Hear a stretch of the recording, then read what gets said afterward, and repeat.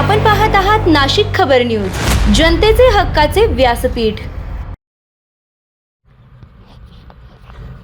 जळगाव येथे आयोजित महायुतीच्या मेळाव्यात विधान परिषद निवडणुकीच्या उमेदवारीवरून सुरू असलेल्या चर्चांवर मंत्री गिरीश महाजन यांनी स्पष्ट भूमिका मांडली।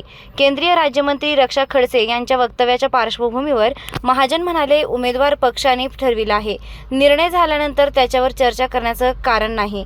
विधान परिषद निवडणुकीच्या पार्श्वभूमीवर जळगाव जिल्ह्यात उमेदवारीवरून विविध राजकीय चर्चांना उधाण आलं होतं।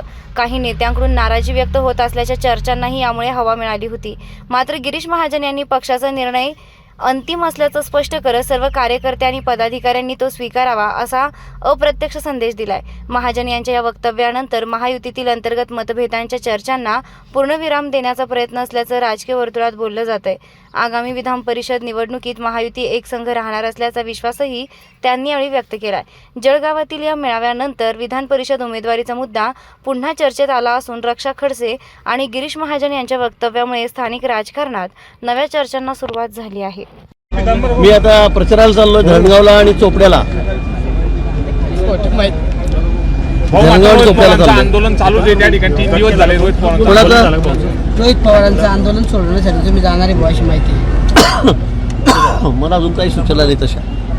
बहुरक्षाताईंनी म्हटलेलं आहे की नंदू महाजन हे काही माझे उमेदवार नाहीत, गिरीश भाऊंच्या निर्णयानुसारच त्यांना उमेदवारी मिळालेली असं म्हणाल्या। हो हो ठीक आहे। गिरीश भाऊ आमचे नेते आहेत, त्यांनीच तेच उमेदवार ठरवतात, त्यांचाच उमेदवार आहेत असं म्हटलेले आहे। हा पार्टीचा उमेदवार आहे, असं कोणी कोणाचा उमेदवार राहतं का? असं नाही होत कधी, पार्टी उमेदवार ठरवते। दिल्लीहून हा निर्णय झालेला आहे, माझा उमेदवार आहे, त्याचं काय याच्यावर काही शिक्के असतात का? सगळे पार्टीचे लोक असतात, प्रमुख लोक आहेत, त्यांना उमेदवारी मिळालेली आहे। मला वाटतं असं म्हणणं चुकीचं आहे। गिरीश भाऊंचा उमेदवार आहे, माझा नाही आहे, मला वाटतं असं बोलू नये कोणी। राज्याच्या जलसंपदा विभागाच्या सचिवांनी जिल्हाधिकाऱ्यांना सर्व जलस्रोत जे आहेत ते संरक्षित करण्याच्या सूचना केलेल्या आहेत। पावसाळा लांबतो आहे, अल निनोचं संकट मोठं आहे, प्रशांत महासागरामध्ये सगळ्या हालचाली चाललेल्या आहेत आणि त्यामुळे यावेळेला पाऊस उशिरा पडेल आणि पाऊस कमी पडेल, त्यामुळे खूप मोठं संकट। म्हणजे मला असं वाटतं की 1950 नंतर आपण बघतात की त्यानंतर अल निनोचा सर्वात मोठा प्रभाव आपल्याला बघायला मिळणार आहे, त्यापेक्षाही मोठा प्रभाव।